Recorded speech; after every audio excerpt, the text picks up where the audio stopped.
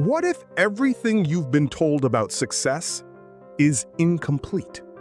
What if the reason you keep starting, but never finishing, is not because you're lazy, but because you've been chasing the wrong thing?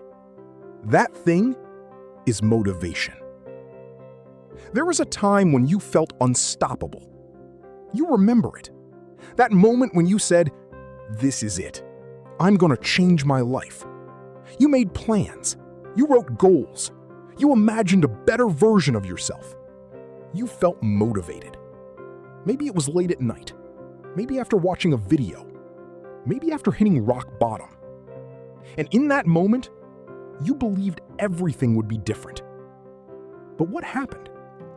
A few days later, that energy disappeared. The excitement faded. The plan got ignored. The old habits came back. And once again, you stopped. Not because you didn't care, but because you didn't feel like continuing. Let's be honest. How many times has this happened? You start strong and then slowly fall back. You promise yourself, tomorrow I'll be better. But tomorrow comes and nothing changes. Not because you're weak, but because you're relying on something that was never designed to last. Motivation feels powerful. It gives you energy.